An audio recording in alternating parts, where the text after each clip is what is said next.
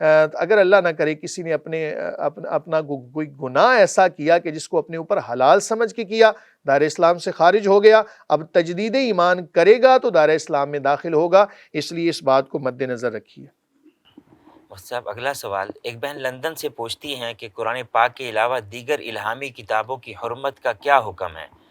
انہیں بھی قرآن پاک کی طرح احترام سے رکھنا اور چھونا چاہیے، یا عام کتابوں کی طرح انہیں لائبریری میں رکھ اور پڑھ سکتے ہیں؟ بسم اللہ الرحمن الرحیم، بڑا ہی اچھا سوال آپ کا،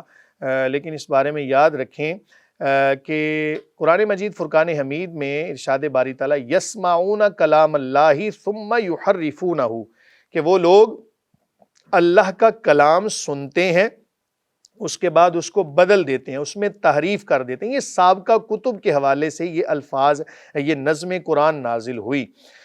کہ اللہ تعالیٰ نے اپنے اس کلام کو بھی اپنا کلام کہا ہے۔ اس سے پتہ چلتا ہے کہ اپنے وقت میں وہ کتابیں حق پر تھیں، ان پر ایمان لانا آج کے دور میں بھی لازم ہے کہ ہم اس بات کا اقرار کریں گے کہ مولا کریم جو سابقہ کتب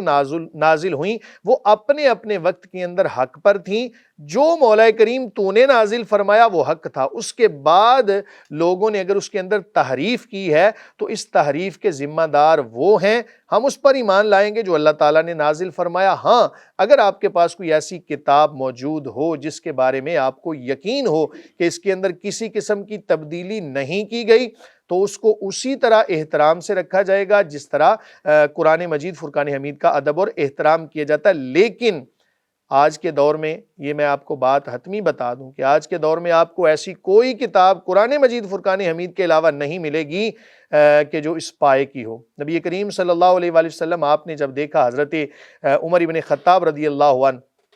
آپ تورات کی یا کسی بھی اور کتاب کی تلاوت کر رہے تھے تو نبی کریم صلی اللہ علیہ وآلہ وسلم کا مبارک چہرہ سرخ ہو گیا، آپ کے چہرے مبارک کے اوپر ناراضگی کے اظہار ہوئے۔ تو کسی نے کہا کہ اے عمر، دیکھ نہیں رہے سرکار دو عالم صلی اللہ علیہ وآلہ وسلم کا چہرہ؟ کریم آقا علیہ الصلوۃ والسلام نے فرمایا قسم ہے رب ذوالجلال کی جس کے قبضہ قدرت میں محمد کی جان ہے صلی اللہ علیہ وآلہ وسلم، اگر آج موسیٰ علیہ السلام بھی ہوتے تو وہ بھی قرآن پڑھ رہے ہوتے، کہ سابقہ جتنی کتب ہیں وہ اپنے اپنے وقت میں حق پر تھیں، اب جب قرآن آ گیا تو باقی تمام کتب منسوخ ہو گئیں، اب عمل قرآن پر ہوگا اور تا صبح قیامت بلکہ اس کے بعد بھی قرآن کی تعلیمات جاری و ساری رہیں گی۔ بہرحال اگر آپ کو کوئی ایسی کتاب مل جائے تو اس کا ادب احترام کریں، اور کسی کی بھی کتاب جو الہامی کتاب یا کسی کی طرف منسوب ہے اس کا اس نیت کے ساتھ ادب کریں کہ کہیں اس کی بے حرمتی کرنے کی وجہ سے کوئی قرآن کی بے حرمتی نہ کر دے، اس لیے بہرحال اس کا ادب کریں۔ مفتی صاحب یہ لندن سے جو پوچھا ہے انہوں نے سوال، عام طور پر آج کل یہ مسئلہ بہت زیادہ پیش آ رہا ہے، بائبل کو لوگ عزت و احترام کے ساتھ مسلمان بھی اپنے سینے سے لگاتے ہیں، اگر ان میں سے کوئی بائبل کی بے ادبی کر دے، احترام سے نہ رکھے یا اٹھا کر پھینک دے تو کیا وہ کفر ہوگا؟ کفر تو نہیں اس کو کہیں گے، بہرحال کوئی بھی الہامی کتاب ہو اس کا ادب اور احترام کرنا چاہیے، چونکہ آج کل صورتحال ایسی نہیں ہے۔ آپ اگر کسی اور حوالے سے بھی کوئی عمل کریں گے نا تو جناب لوگ آپ کے اوپر بہت بڑا گستاخی کا ایک لیبل لگا دیں گے، اس لیے اس سے پرہیز کریں، کوئی بھی کتاب ہو اس کو ادب اور احترام سے ہی رکھیں، اسی کے اندر عافیت ہے۔ جی مفتی صاحب اگلا سوال، ایک بہن جنگ سے پوچھتی ہیں کہ اگر شوہر بیرون ملک کام کرتا ہو تو کیا بیوی پر جائز ہوگا کہ اس کا گھر چھوڑ کر اپنے میکے میں رہے؟ اس بارے میں شرعاً کیا حکم ہے؟ بسم اللہ الرحمن الرحیم، یہ مسئلہ بھی بڑا عام ہے جناب، لوگ باہر چلے جاتے ہیں دوسرے ممالک کے اندر اور بیوی کو صرف پیسے بیچتے رہتے ہیں اور کہتے ہیں اسی میں خوش رہو۔ یاد رکھیں ہر چیز پیسہ نہیں ہوتی، وقت دینا بھی مرد کے اوپر لازم ہے، اور 4 مہینے سے زیادہ کسی خاوند کا اپنی بیوی سے دور رہنا یہ ویسی مناسب بات نہیں ہے۔ حضرت عمر ابن خطاب رضی اللہ عنہ آپ نے اسی وجہ سے 4 مہینے سے پہلے ایک مرد کے لیے لازم قرار دیا کہ وہ اپنے گھر چکر لگائے۔ بہرحال اگر کوئی ایسی صورتحال پائی جائے اور خاتون صبر بھی کر سکتی ہو تو خاوند بیرون ملک چلا گیا تو اس خاوند کے اوپر لازم ہے کہ بیوی کے لیے علیحدہ گھر کا بندوبست کرے کہ جہاں پر وہ سکون سے رہ سکے، کہیں ایسا نہ ہو کہ جناب واپس آنے تک بہت سارے لڑائی جھگڑے بھی کر چکی ہوں اور بہت سارے فتنہ و فساد بھی ایسے معاملات کے اندر نظر آتے ہیں۔ اگر بالفرض وہاں پر رہنے کا انتظام نہیں تو شوہر کی رضامندی سے اور تمام تر معاملات کو ملحوظ خاطر رکھے، ہر کام کو آسان طریقے سے بھی کیا جا سکتا ہے، کوئی ضروری نہیں ہوتا کہ ہر معاملے کے اندر جھگڑا کر کے ہی جانا ہے۔ وہ ایک قول بھی ہے کہ ساتھ رہنا ہے تو جھگڑا کیسا، نہیں رہنا تو جھگڑا کیسا؟ بھئی اگر آپ نے کسی کے ساتھ ساری زندگی رہنا ہے تو پھر جھگڑا کرنے کا کیا فائدہ؟ اور اگر بالفرض آپ نے کسی سے تعلق ہی ختم کرنا ہے تو پھر جھگڑا کر کے ضرور ختم کرنا ہے، پھر اچھے طریقے سے ختم کر لو۔ علی حاصل قیاس تمام تر معاملات کو مد نظر رکھتے ہوئے خاوند اپنے والدین کی بھی رضا حاصل کر کے بیوی کو اس کے میکے میں رکھ سکتا ہے، شرعی گنجائش ہے، لیکن یاد رکھیں خاتون کے لیے محفوظ دو ہی جگہیں ہیں، ایک اس کے خاوند کا گھر اور دوسرا قبر۔ اس کے علاوہ اگر خاتون کہیں پر بھی رہے گی نا تو بہت سارے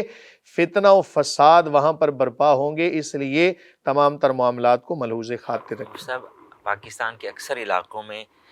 شوہر حضرات چھوڑ کر باہر چلے جاتے ہیں، بیویاں پریشان پھر رہی ہیں، ہر وقت ہی رو رہی ہیں، دھو رہی ہیں، بالکل راضی نہیں ہے بیوی کہ میں شوہر کے بغیر رہوں، تو شوہر گناہ گار ہوگا باہر رہنے پر؟ لازمی طور پہ کہ جب اس کے حقوق ادا نہیں کر رہا، ہاں اگر وہ رضامند ہے اس بات پر پھر علیحدہ بات ہے، لیکن اگر جناب وہ اس بات کو پسند نہیں کرتی تو خاوند کے اوپر لازم ہے کہ 4 مہینے کے بعد ٹکٹ لے کے کم از کم کوئی 7-8 دن اس کے پاس رہ کے پھر جائیں، تو 4 مہینے کے بعد یا تو واپس آ جائے یا پھر اللہ تعالیٰ دیکھیں ذات باری تعالیٰ نے جو رزق انسان کے مقدر میں کیا ہے نا وہ کسی نہ کسی بہانے سے اس کو ضرور ملے گا۔ تو اگر یہ اللہ تعالیٰ کی ذات پہ بھروسہ کرتے ہوئے پاکستان میں کوئی اچھا کام کر لے تو اچھی نیت کے ساتھ رہے تو امید کرتے ہیں کہ اس کی رزق کے اندر برکت ہوگی۔ لیکن ہمارے ملک کے حالات بھی ایسے ہیں، پتہ نہیں ہم باہر کے ممالک سے کیوں متاثر ہیں، اللہ تعالیٰ بہتر جانتا ہے، لیکن کوشش یہی کریں کہ بیوی کے حقوق کو ادا کریں، کیونکہ اس کے حوالے سے کل قیامت کے دن پوچھ گچھ ہوگی، اور اپنے صرف اور صرف جناب آپ جو عیاشی کرنے کے لیے پیسے کمائیں اس نیت کے ساتھ تو یہ بھی شرعاً جائز نہیں ہوگا۔ ہاں بعض لوگ اس لیے جاتے ہیں میرے پاس گاڑی ہو، بنگلہ ہو، جیسے دوسرے لوگ عیاشی کر رہے ہیں، میں باہر چلا جاؤں، پیسہ کماؤں بہت زیادہ، اکثر لوگ اسی نیت سے جاتے ہیں۔ خواہشات کی دوڑ کے پیچھے دوسروں کے حقوق و فرائض کو پامال کرنا شرعاً جائز نہیں ہے۔ جی مفتی صاحب، اگلا سوال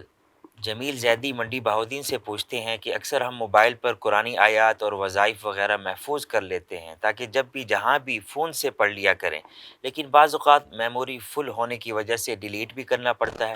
اس صورت میں شرعاً کیا حکم ہے؟ کیا اس کو ریڈ کیا جا سکتا ہے؟ بسم اللہ الرحمن الرحیم۔ کوئی بھی ایسی چیز کہ جو موبائل کے اندر ہوتی ہے وہ ایک عکس کی طرح ہوتی ہے، جس طرح آپ پانی کے اندر دیکھتے ہیں اپنا عکس نظر آ رہا ہوتا ہے،